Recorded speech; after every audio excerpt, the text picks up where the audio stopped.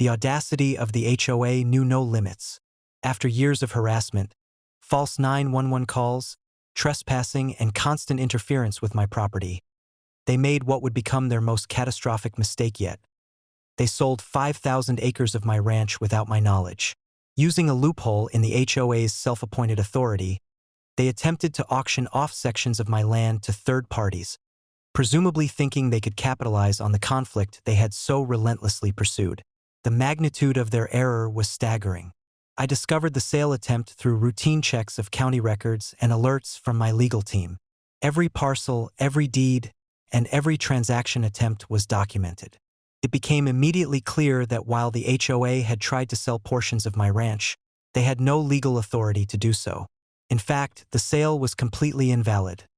Any buyer who attempted to claim ownership would find themselves entangled in a legal nightmare. Yet, this presented a unique opportunity for leverage. If they could attempt to sell my land without consequence, I could reciprocate in a legal, enforceable, and devastatingly ironic manner. I acted immediately. The HOA had effectively created a template for audacity without authority, which I could now reverse against them. Using a combination of legal filings, property acquisition records, and negotiations with the state, I arranged for the purchase of their neighborhood. Every parcel, every home, and every community facility was acquired legally, documented, and transferred to my name. Then, using legal authority and coordination with state agencies, I sold the neighborhood to the state, effectively nullifying the HOA's control and ownership of the area. The process was strategic, deliberate, and fully transparent.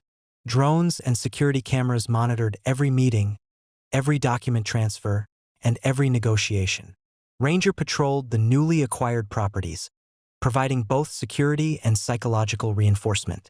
Each HOA member, including Karen, was fully aware of the transactions as they happened. There was no secrecy, only a clear and undeniable demonstration of authority and ownership. Karen, predictably, was furious. She called, screamed, and attempted to threaten legal action, claiming the transfers were unfair and illegal. I calmly reminded her of the principle she had ignored for years. Audacity without authority carries consequences. Every attempt she and the HOA had made to manipulate, trespass, or interfere with my property had been carefully documented and could be legally leveraged. The irony, of course, was undeniable. They had tried to sell my ranch without permission, and now their neighborhood was being sold in a fully legal, enforceable transaction. By the time the process was complete, every HOA member had lost their assumed control over their neighborhood. Streets, community centers, and facilities were transferred to the state, nullifying the HOA's governance, regulations, and influence. Karen's protests became increasingly desperate, but all actions were documented and legally sound.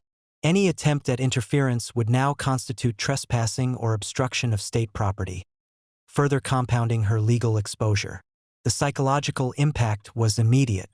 The HOA, which had relied on intimidation, false claims, and aggressive maneuvering for years, was rendered powerless.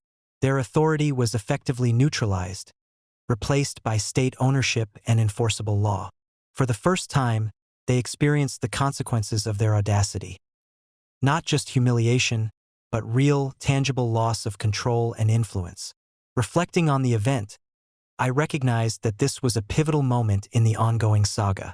From early disputes over fences, lakes, stolen vehicles, patrol boat vandalism, unauthorized solar panels, crushed patrol vehicles, home invasions, and personal harassment, every previous conflict had built the framework for this decisive, strategic, and legally enforceable response.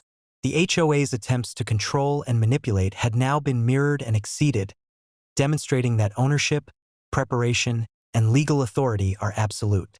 By evening, my ranch was secure, the neighborhood was legally transferred to the state, and Ranger patrolled both my land and the former HOA territory, symbolizing control and authority.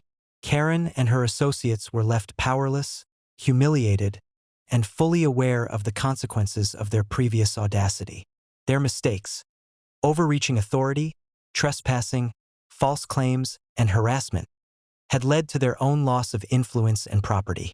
Standing on a ridge overlooking the ranch, I felt the full magnitude of the victory. Property, law, and strategy had combined to neutralize audacity and enforce consequences. The message was clear and permanent. On my land, ownership is law, preparation is power, and interference carries unavoidable consequences. Karen and the HOA had learned, finally, that audacity without understanding authority and consequences is not just foolish, it is catastrophic.